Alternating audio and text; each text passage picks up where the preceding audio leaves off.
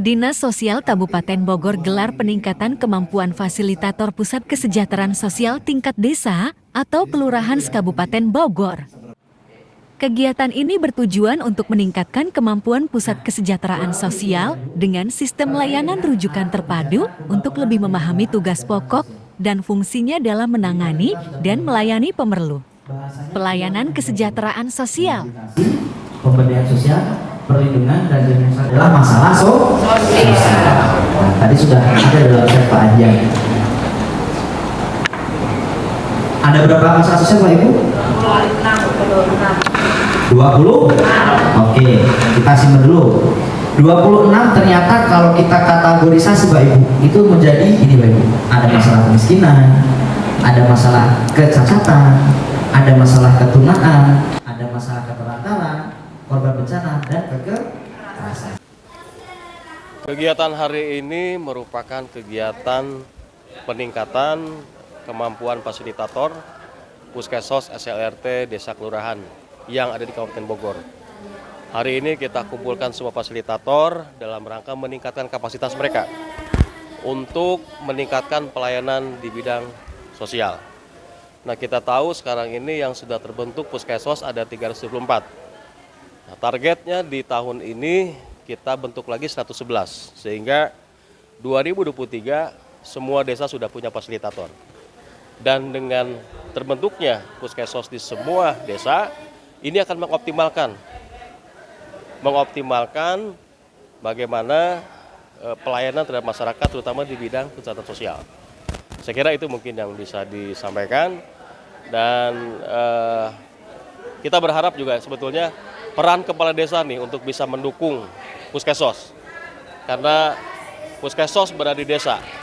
Keberadaan Puskesos desa inilah yang seharusnya menjadi perhatian para kepala desa, sehingga bisa bersinergi dalam kegiatan kita sosial lainnya dan juga merespon masalah sosial, terutama masalah kemiskinan. Itu saya pikir. Terima kasih.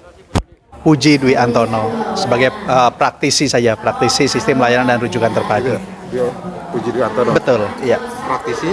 Praktisi sistem layanan dan rujukan terpadu.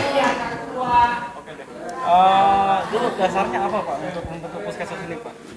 Ya, jadi kenapa kita penting untuk membangun Puskesos SLRT, karena tadi program-program penanggulangan kemiskinan itu kan sudah banyak sekali, tetapi tersebar di banyak kementerian lembaga. Di daerah juga masih tersebar di banyak OPD atau organisasi perangkat daerah. Nah, harapannya dengan adanya Puskesos SLRT, berbagai program itu bisa disinergikan. Karena ternyata masing-masing kementerian lembaga masih memiliki sasaran yang berbeda-beda, kemudian belum lagi bicara bagaimana ketepatan sasaran dan sebagainya. Nah, dengan adanya sistem layanan dan rujukan terpadu, tadi harapannya berbagai program pelindungan sosial dan penanggulangan kemiskinan itu bisa lebih efektif dan lebih efisien lagi. Menghindari tumpang tindih jadinya. Betul, satu untuk menghindari tumpang tindih, tetapi yang tidak kalah pentingnya adalah membangun keterpaduan dan konvergensi dari berbagai program. Karena untuk mengentaskan suatu rumah tangga dari kemiskinan itu tidak cukup hanya dengan diberikan satu atau dua bantuan saja. Harus multisektor, harus multidimensi. Karena kemiskinan itu multidimensi tadi itu. Tidak hanya dari sisi ekonomi saja, tapi bagaimana kesehatannya, bagaimana pendidikannya, bagaimana akses terhadap sumber daya dan seterusnya. Jadi tidak bisa hanya diselesaikan melalui satu sektor saja. Terus kendala utamanya biasanya dari data nih Pak yang ini kan? Salah satunya data, karena tadi untuk salah satu prasyarat agar berbagai program ini bisa lebih tepat sasaran, datanya tentu saja harus data yang valid.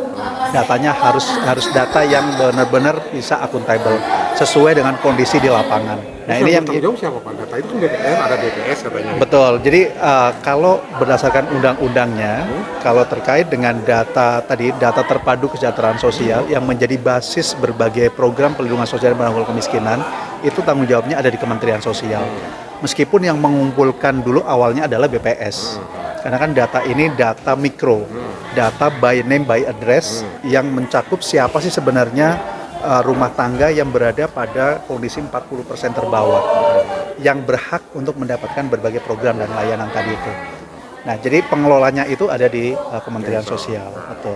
Terus solusinya kalau ada data yang sering hanya kan di bawahnya akhirnya ribut. Ini nggak layak nih nerima. Betul, betul. Ini yang layak nerima kok nggak Betul, dapat. betul. Nah, makanya itu yang berhak untuk dan berkewajiban untuk melakukan updating harusnya adalah daerah.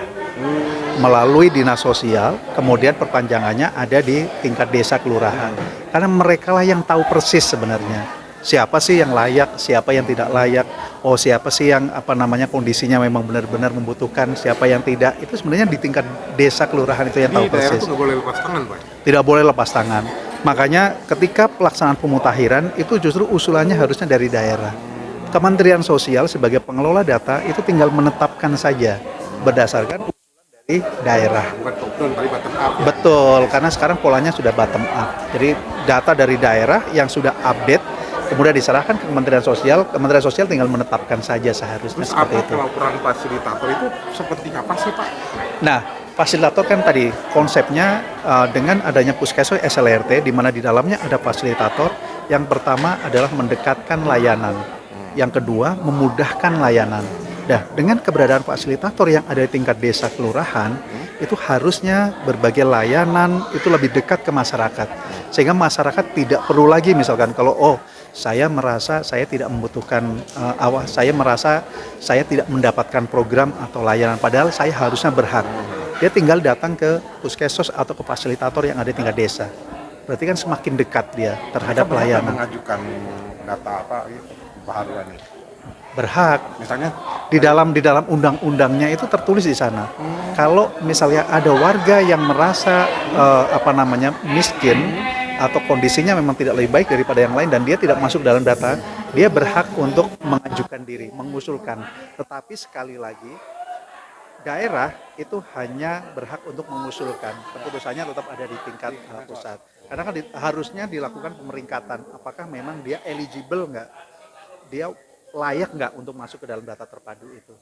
Karena data terpadu kesejahteraan sosial atau DTKS itu kan sebenarnya data 40% rumah tangga di seluruh wilayah di Indonesia dengan kondisi sosial ekonomi terbawah.